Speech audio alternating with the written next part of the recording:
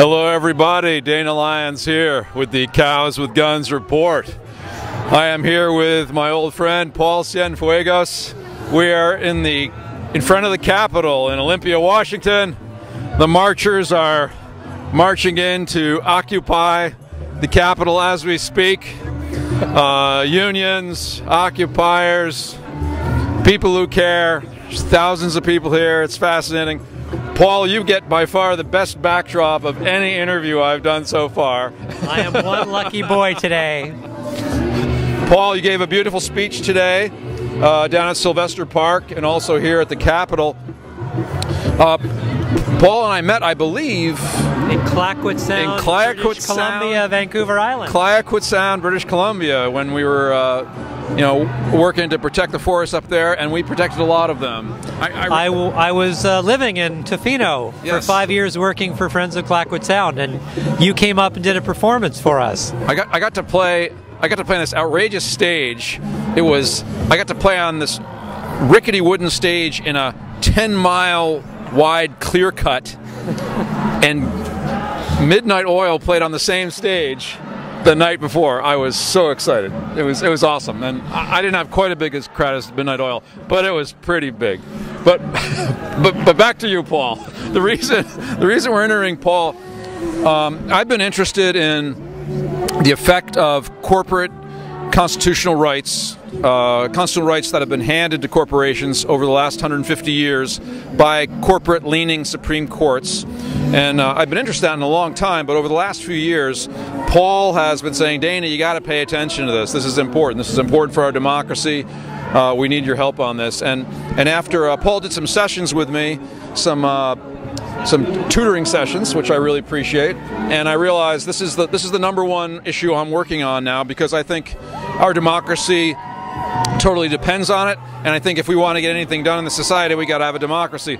Paul, with the marchers marching into the Capitol right now, tell us, for our folks back home, I think people realize there's a problem with our democracy. They realize the corporations have too much control, but more specifically, just give us a general idea. In under 5 minutes, it's going to be tough, the clock is running.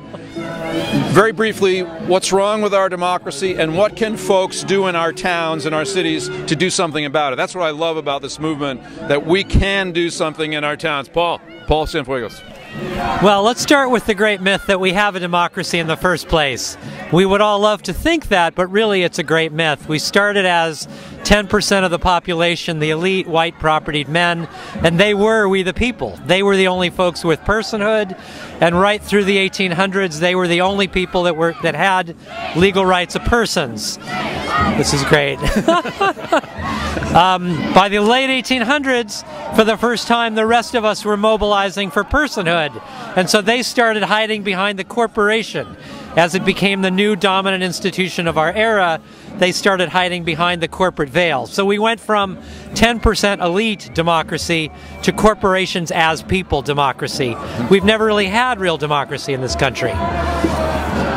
And so what can people do now? How can we strip the corporations of these rights that they were never meant to have in the first place? How can we have localities, how can towns make decisions about their future and block giant nasty projects, dumps, huge corporate hog farms, fracking? How do cities and towns stop the corporations from running roughshod over us? So 130 communities have now passed ordinances that strip away all corporate constitutional rights, that stop states from using preemption, which is what stops local communities from protecting themselves from harm from corporations. States normally say you can't do that.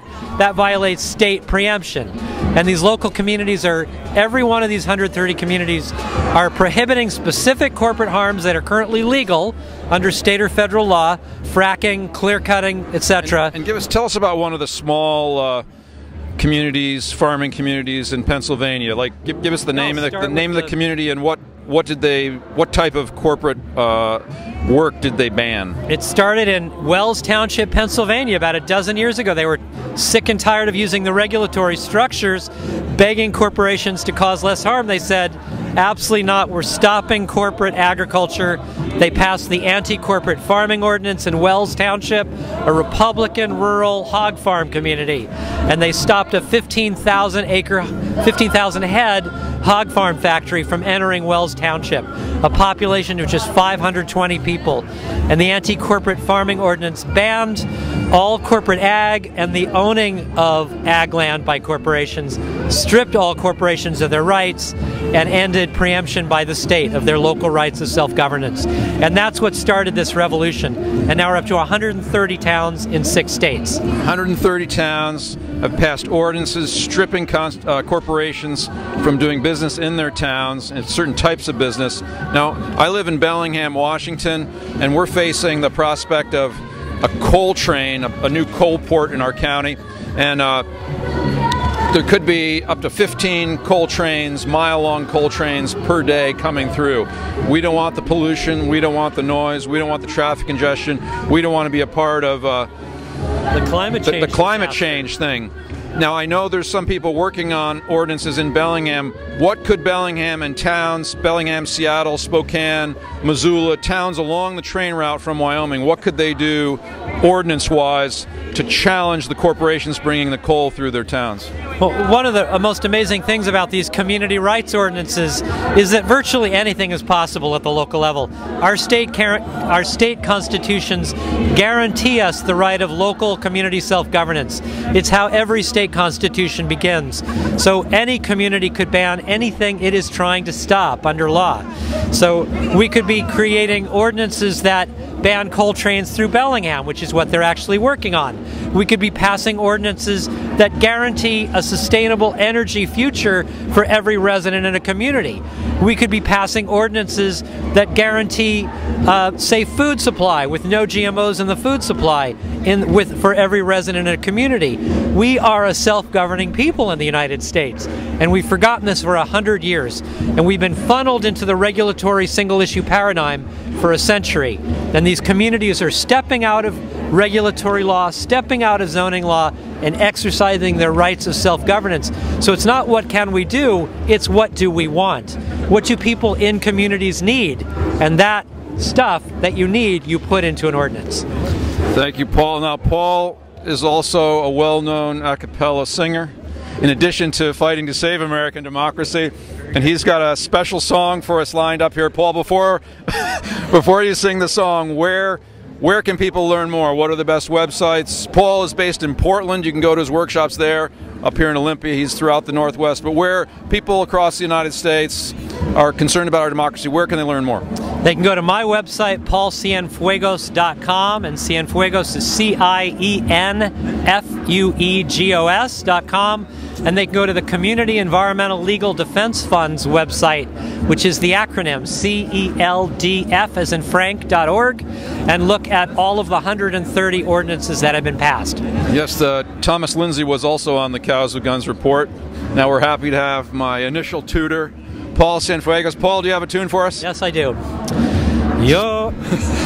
Live here at the Occupy Olympia rally. The drums are cooking. We got a beautiful background for Paul's. They're taking over the state legislature as we speak. They're taking over the legislature. We're out here waiting to see what happens. Your children are not your children. They are the sons and the daughters of life, longing for itself.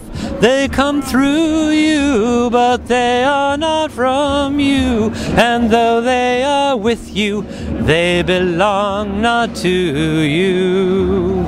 You can give them your love, but not your thoughts. They have their own thoughts. They have their own thoughts.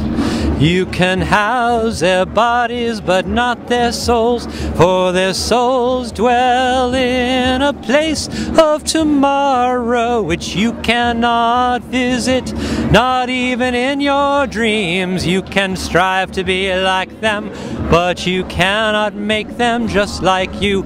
Strive to be like them, but you cannot make them just like you. Beautiful. Thank you, Paul. That's a Sweet Honey in the Rock song. Thank you. Thank you, my friend. I'm going to show the people a view of the Capitol here.